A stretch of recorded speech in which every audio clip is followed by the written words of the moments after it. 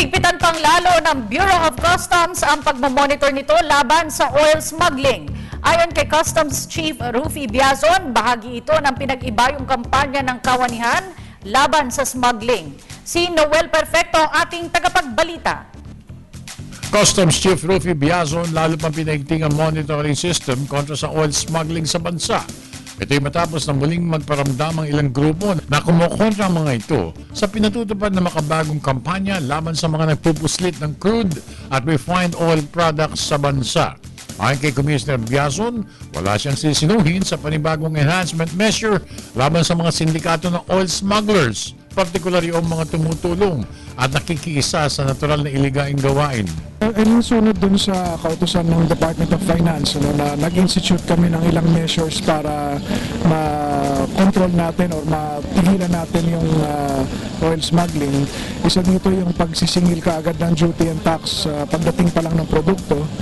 Tapos yung pagbabantay at ng pagpaparating nito sa bawat puerto, yung gathering of information. Idinagdag pa ni Biazon ang kanyang ginawang prioridad ng kampanya upang makatulong sa pagkuha ng karagdagang buwis para sa kaban ng bayan at maabot kung di man makuha ang target collections ng ahensya sa taon 2013. Ang dato sa atin is labanan ng smuggling. So ang smuggling naman maaaring gawin ng maliit o malaking negosyante. So pantay-pantay natin silang tatratuhin na lumalabag sa batas. Inamin naman ni Batangas Collector Rene Benavides na bagamat wala silang naitatalang anumang uri ng oil smuggling sa Port of Batangas, tiwala siya na tuloy na matitigil ang illegal na gawain ito. Meron silang ginawang proseso na ma-contain ang itong smuggling kung meron man. Pero as far as I know, walang oil smuggling dito sa Port of Batangas. Sinabi naman ni Batangas Coast Guard Commanding Officer Gregorio Adel Jr., mayroon silang namomonitor na paunti-unting pagpupuslit ng langis sa kapaligiran. Ngunit kanila itong natutunton at nahahabol, subalit hindi nila nahuhuli ang mga ito. Kami ilang beses na ako magpatrolyo dito, wala na ako nahuhuli.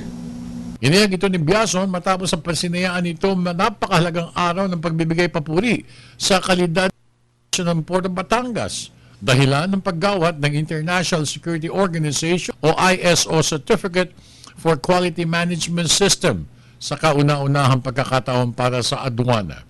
Ayon pa kay Biazon, dapat lamang na ito'y tularan ng iba pang mga puerto sa bansa, malaki man siya o maliit na puerto. Para sa Telebisyon ng Bayan, ako naman si Noel Perfecto.